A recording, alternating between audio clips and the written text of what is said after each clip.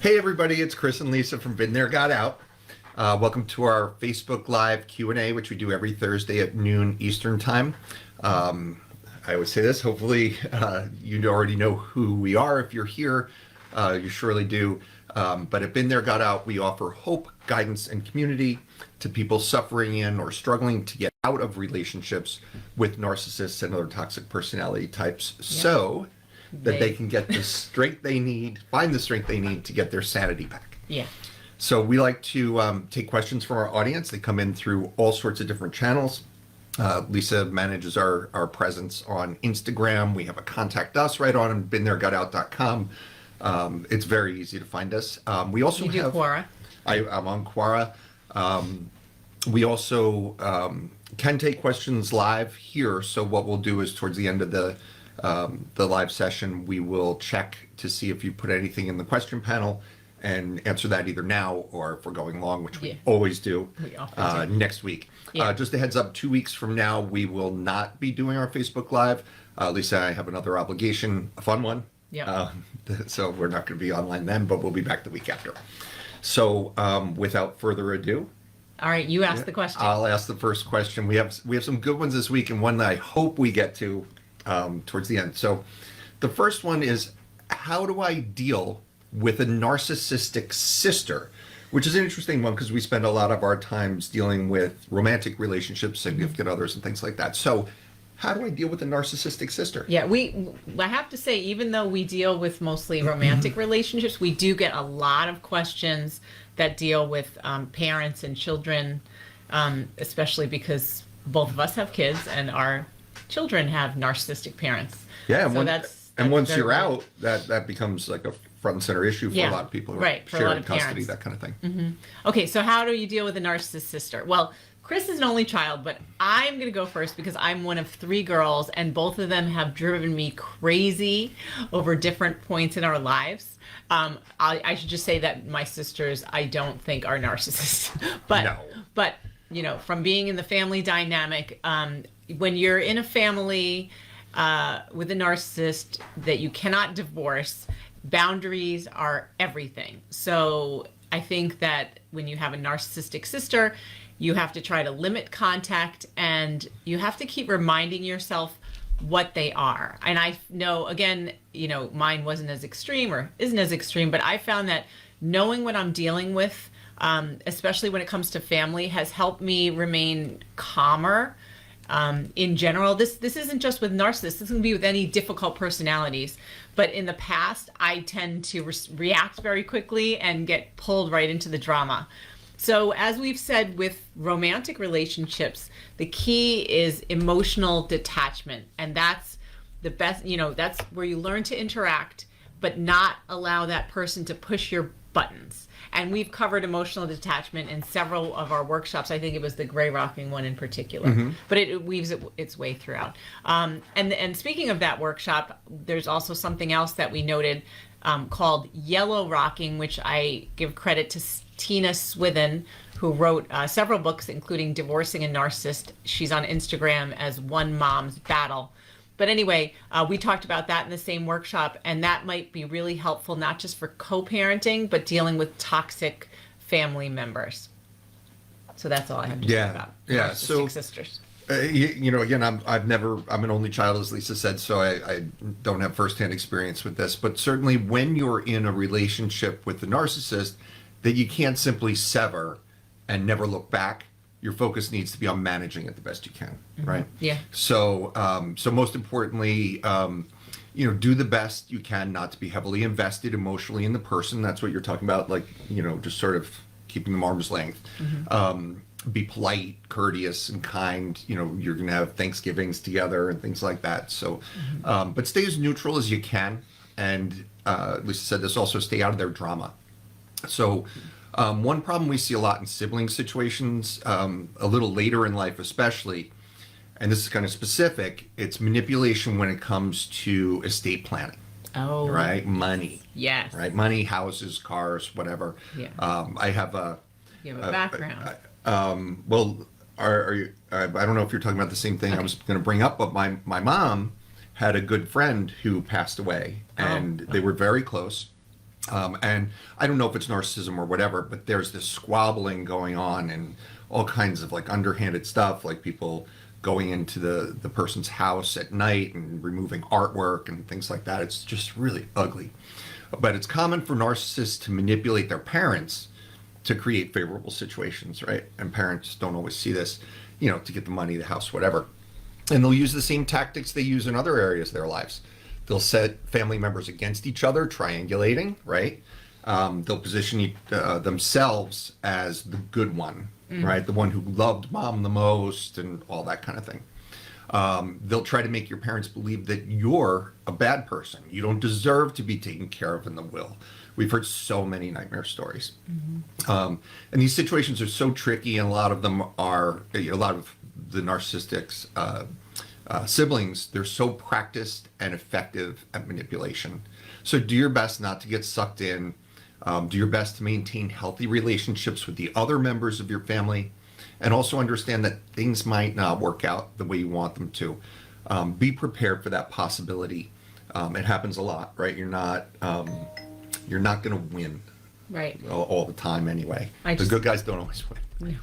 No, not right away. Yeah. I just had a thought when you were saying that a lot of times with siblings, they'll like to make themselves out to be the good one. But on the other hand, they also play victim all the time. Sure. Like, poor me, I can't take care of myself. I need more help than my siblings do.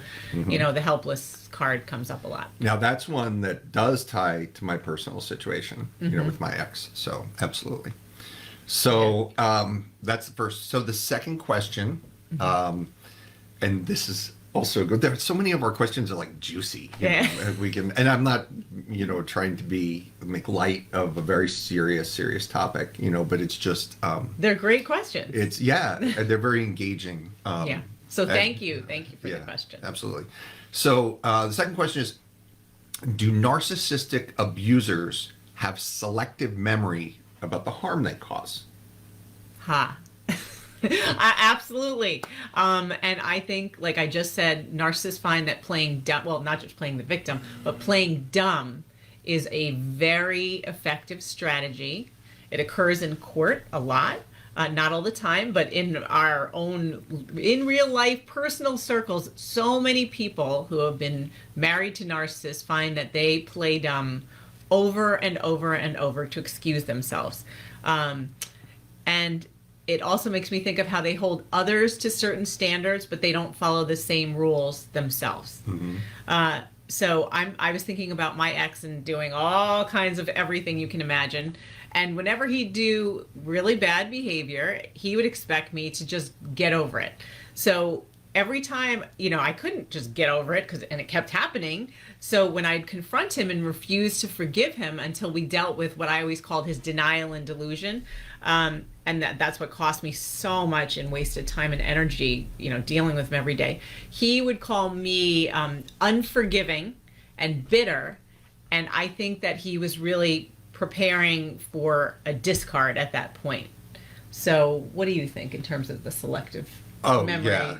Yeah, and it all comes from like that lack of accountability, right? But so sure, and it's not just about the harm they cause. So narcissists create their own reality, and they'll rewrite history to suit whatever their purposes are. And when you're still in the thick of it, you might struggle with having a firm grip on what actually happened.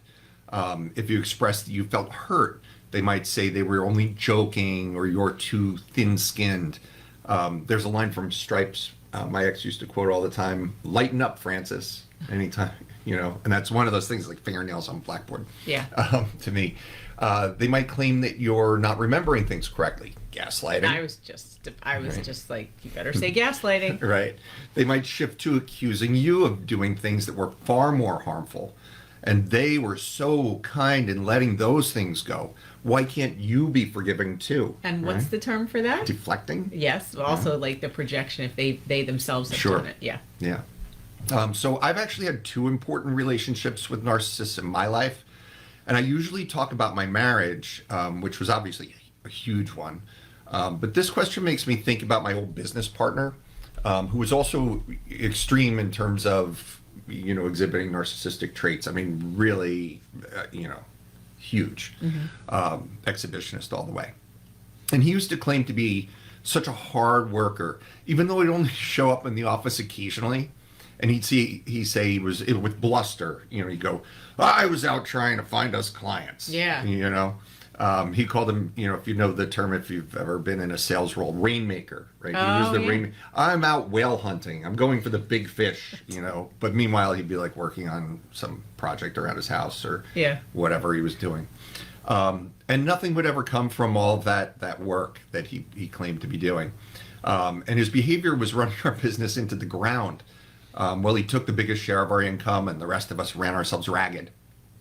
There was never any accountability or discussion of the state of the business that was grounded in reality.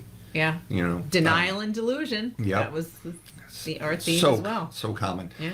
And he'd also, here's another one that there's a term for, he'd try to pit us, his partners, his other partners, and his staff against each other, making up things that one of us had said about another.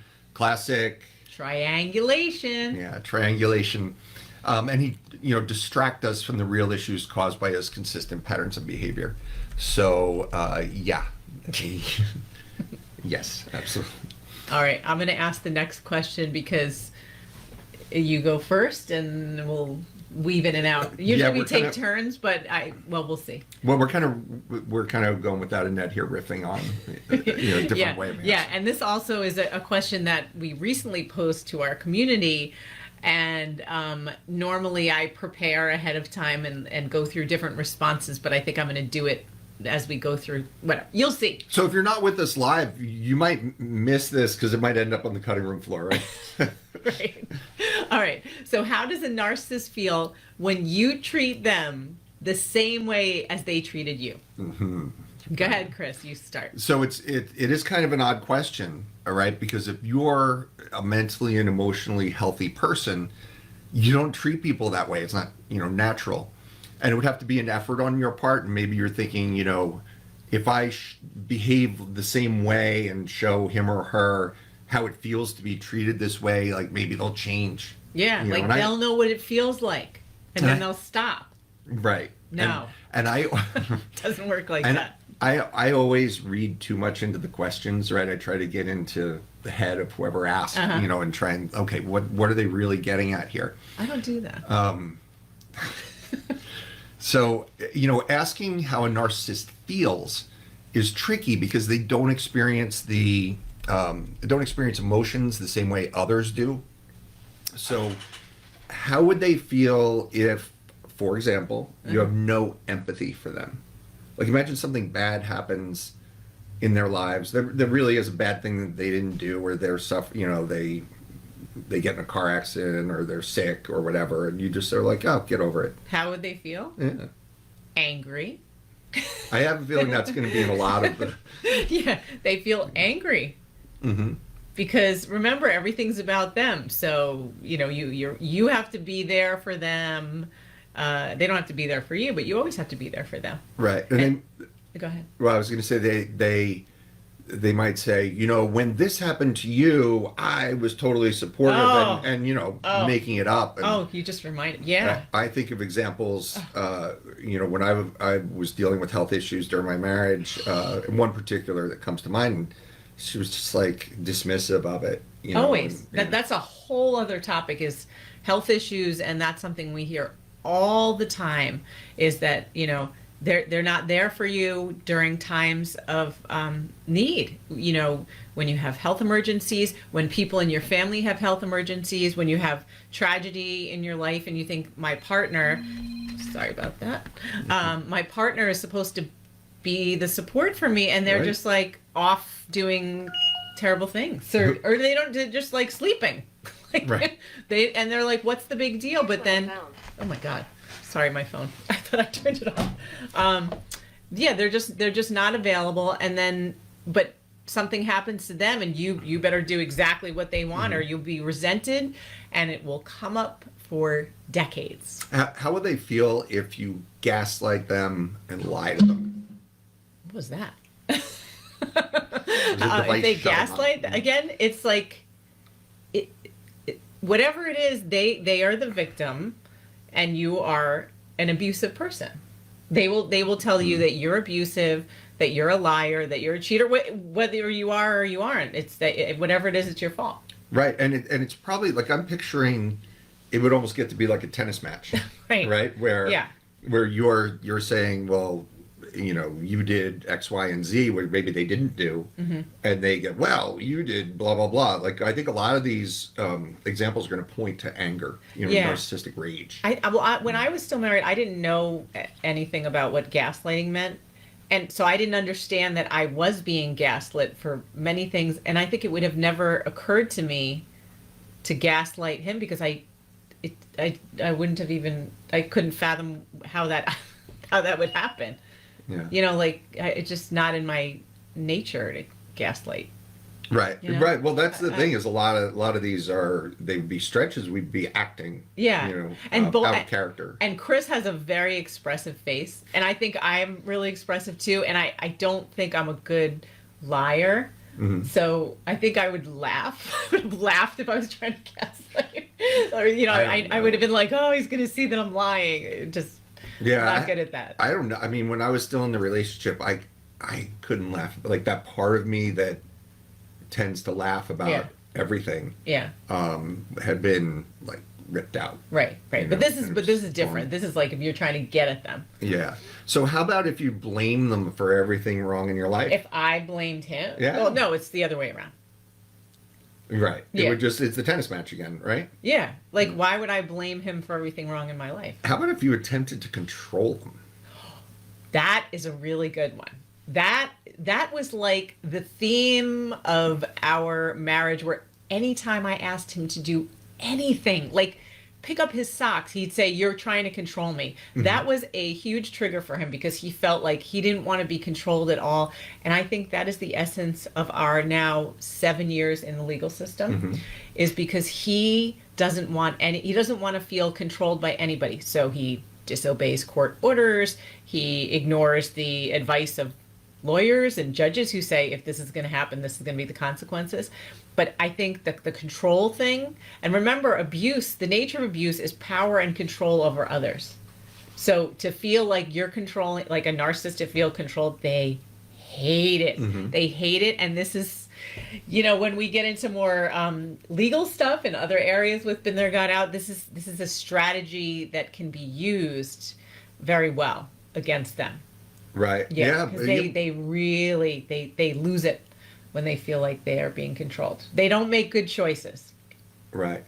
Well, so much of it is an emotional reaction for them. It's like instinct, and they don't even consider consequences. What are consequences? Right. Well, they're so used to being, you know, they've gotten away with so much for so long. They're used to being in this position of power. So comes up all the time when people say, how can I get revenge? Is when you take the power away, you know, however you do it, by going no contact or whatever, they or somebody else comes in and has control over them, like a court or police, they can't deal with it.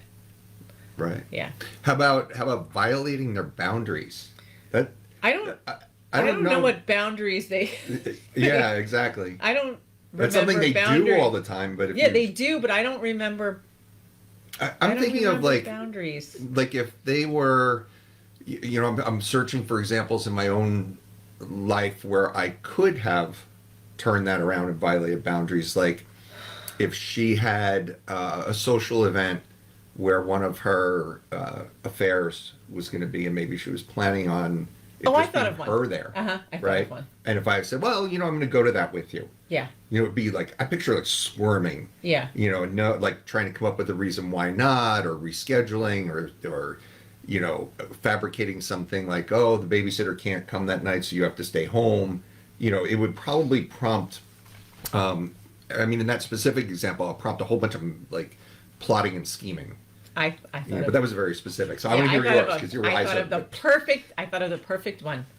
Their phone. Okay. Do not go near their phone. That's the boundary. This is mine. It's my privacy. That's where they do so much shenanigans. They do many shenanigans. And if you dare look at that phone, and of course you're going to find stuff. Forget what you find. That becomes meaningless, because the thing is, how dare you have, invaded my privacy and gone into my phone. Right? How about That's a good one. That is excellent. I know that would have caused like Mount Vesuvius. Yeah. In like I was looking at the texts on your phone the other day. Yeah. And I saw one from Susan, right? Who's Susan? Yeah. That would be like Yeah. Yeah. Or you better be wearing a helmet when you do that one. Yeah. And by the way, we're not recommending that you do No, this. no. Just know what happens, because this is in our own experience, and also people who write to us like regularly. The phone is a big topic. Yeah. Getting caught, because that's how they get caught. Yep. Yeah. Yeah. So, how about if you project your own negative traits onto them, or you do something like express fear that they're going to cheat? That was something that came up a lot for me. Your own negative traits. And you might have to make up some, because you're probably a pretty decent person. Yeah. But. No, I mean, we all have negative traits, but I don't know. I just remember so much of like asking for stuff and then getting it deflected onto something, bad about me. So it wasn't me projecting. It was like me making requests, basically, to get negative traits on me. But I don't think I also never knew what projection was until after. We were just talking about this last night. That was like the first thing I knew about. Yeah, because my friend. You were much later. Yeah. We won't get into it. So how about if they hit you with some criticism and you deflect, and there's a term called word salad, right? Where they if I did word salad? If you did word salad. I don't do word salad. Well, we don't do any of this. No, so it's hard to know, like, what happens if you had done this, or if you do this. Like, I don't know. They start with some criticism of you, or some, inflammatory remark, and you just immediately just start blabbering about whatever. Well, I thought of something. It's not word salad, but he would start in, and then I would argue and stand up for myself, and he would say, not knowing the foreshadowing, "Oh, look at you, you're in lawyer mode." Not realizing that years later I would be in lawyer mode for real, pro se, representing myself and winning in court. Right. So maybe I was in lawyer mode. Right. Well, you said, you say, well, when I stood up for myself, and I never stood up for myself. So, but the word salad, yeah. But I just picture it being, thinking about the analogy of a tennis match, it being like, just like watching an insane debate. Yeah, but between two people who just don't even, I don't think it's the same thing, because as you're engaging, they're getting stronger and you're getting weaker. Yeah, they probably enjoy it. Yeah. Yeah. But if you hit them with nonsensical stuff, it's still attention. Be weird. Attention. Yeah. Then how about, if one of the things that narcissists do is they exhibit black and white thinking. So what we mean by that is, there's a teacher at school, and the teacher does something that's upsetting or whatever, may be real, may be fabricated, and that person is terrible. Like it's total. It's all either one way or the other. Everyone loves me. Yeah. Or I hate that person. Horrible. Yeah. Right. So what if you exhibited black and white thinking? I'll give you an example. Okay. Yeah, because I'm like, I didn't do that. So let's say, you go, your mother is horrible. She ruins every holiday event. I can't stand her. I don't want to be around her anymore. Where maybe she just burned the turkey or something. Mm-hmm. Right. So I'm not capable. I certainly am capable and was capable of heavy criticism, but I have reasons. And, I'm thinking about another family member who was also a narcissist that I would say, I can't deal with this person. I don't want to be around them. But he knew why. What he would do was say, there's nothing I could do about it. And you need to deal with it. Yeah. Yeah. I basically was, and I think a lot of people can relate to that. It's probably not the same issue, but you're on your own. Like, if I need support, the narcissist will say, you need to support me, you need to back me up. But if you need support, you're on your own, if they don't agree. So. Yeah. I think what makes this, I'm going to kind of skip that last one. What makes this so hard is that it would be so out of character Right. for us to act like that. Like I understand that, I understand where it comes from, and I understand that you could do something very specific to show them how they're treating you, but any of these behaviors would just be, it would be an act. Yeah. You know. But actually, the one that you said to skip, I want to address. Oh, okay. Because that's something that came up when we asked the question in our Instagram feed. Besides, like, the playing the victim all the time, a lot of people tried, like, say their partner was giving them the silent treatment or acting really cold to them. So what happens if they acted the same way, if they acted Indifferently. Yeah, so they tried it. And they, a lot of it started with a lot of texting, and then it became taunting, when they just backed off from the relationship, and then it became attacking.